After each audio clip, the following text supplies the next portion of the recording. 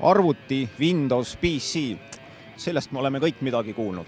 Aga mis loom on Mac, olevat ka arvuti. Aga mina seda ei tea. Kohe lähme uurime järgi. Siin on spetsialistid.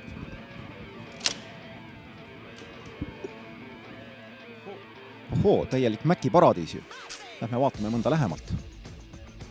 Tere, Margus. Tere. Sina pidid olema üks Maci spetsialist. Ole hea mees, räägi, mis loom see selline on? Tegemist on Apple'i arvutiga. Apple on tootja, kes teeb nii arvutit, teeb ka tarkvara sellele, teeb operatsioonisüsteemi. Tänu sellele on kõik väga lihtne, väga töökindel, väga turvaline.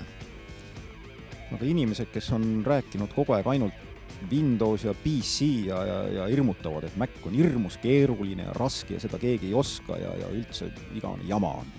Vastupidi, Mac on oluliselt lihtsam operatsioonisüsteemiga. Põhimõtteliselt, kui sa oled kasutanud näiteks iPodi, näiteks iTunesi, siis sa tunned kogu seda arvutit. Kõik jääb täpselt samamoodi, sama lihtsalt. Aga kes ei tea ööd ega mütsi arvutist? Kumb on ikka lihtsam kasutusele võtta? Kas Mac või Windows arvuti?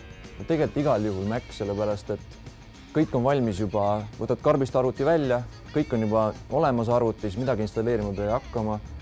Internet on olemas, saab kohe hakata tööle arvutiga, mitte midagi programmeerima või mida iganes. Kuidas on lood viirustega? Windowsi kimbutavad need üksjagu palju. Kas sama probleem on ka Maci arvutitel? Macil ei ole viiruseid. Nii lihtne see ongi. Et on juba nii hästi ära vaktsineeritud või? Jah.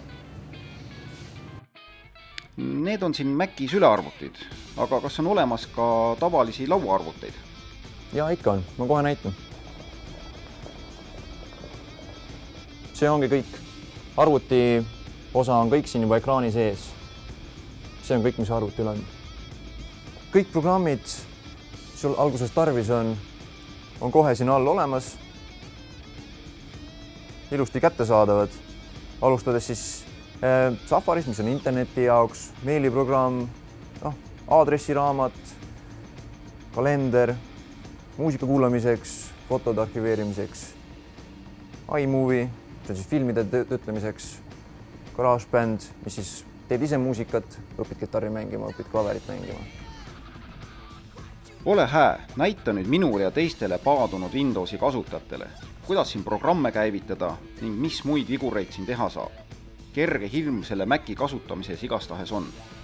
Hirmu kartma ei pea, sest et midagi nii drastiliselt teistmoodi ei ole. Internet näeb välja ikka nagu internet. Programmide avamine alt on lihtsalt, eks see klõpsakas peale, avaneb. Macintosh HD, mis on siis nagu My Computer Windowsi all, mis sisaldab kõiki programme, faile, mis iganes sul arvutis võib olla. Lihtne on eest ära piita, minimeerida. Siis lähevad alla menüüriva peale, uuesti need siit kätte saada. Isegi programmide vahe liikumine on oluliselt lihtsam. Ühe nupu vajutusega jaotab kõik avatud aknad sul ekraanile ära ja siis juba lihtsalt valid, millist soovid. Et kõik on korraga silme all, kõik on lihtne. Räägi mulle nüüd võrdluseks Windowsi arvuti versus Maci arvuti. Mida ma sama raha eest saan, kumbas ja mida rohkem on?